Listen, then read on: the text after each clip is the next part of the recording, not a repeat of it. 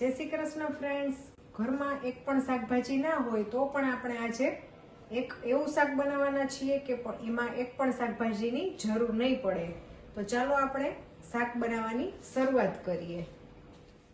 सौ प्रथम આપણે એક કડાઈમાં 2 મોટા ચમચા તેલ ઉમેરી દેશું। તેલ ગરમ થાય એટલે એમાં અડધી ચમચી રાઈ, અડધી ચમચી જીરું, અડધી ચમચી હિંગ અને થોડા મીઠા લીમડાના પાન ઉમેરી દેશું અને એક વાટકી છાશ ઉમેરી દેવાની છે।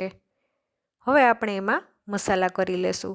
અડધી ચમચી હળદર, એક ચમચી ધાણા જીરું પાવડર, એક ચમચી લાલ મરચું પાવડર અને સ્વાદ અનુસાર મીઠું અને આદુ મરચ લસણની પેસ્ટ ઉમેરી દેશું 1 ચમચી અને બધું સારી રીતના આપણે મિક્સ કરી લેવાનું છે।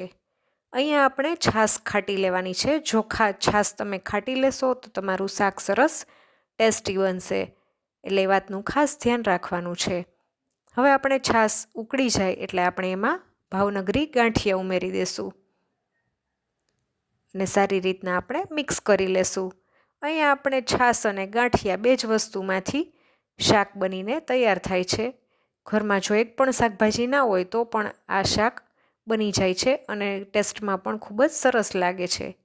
જો તમે ડુંગળી ખાતા હો તો તમે અહીંયા ડુંગળીથી વઘાર કરી અને પછી છાશ ઉમેરશો તો પણ શાક તમારું ખૂબ જ સરસ બને છે।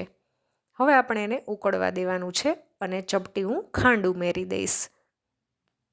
આથી આપણું શાક સરસ ચટપટું, ખાટું અને મીઠું લાગે અને રસો તમારે જેટલો જોઈતો હોય એ રીતના રાખવાનો છે। જો તમને રસાવાળું પસંદ હોય તો તમે રસો થોડો વધારે રાખી શકો છો અને જો ઘટ ભાવતું હોય તો એ રીતના તમે એડજસ્ટ કરી શકો છો।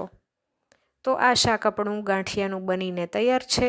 તો તમે ભાખરી કે પરોઠા સાથે ખાઈ શકો છો। ફરી મળીશું નવા વિડીયો સાથે, ત્યાં સુધી આવજો।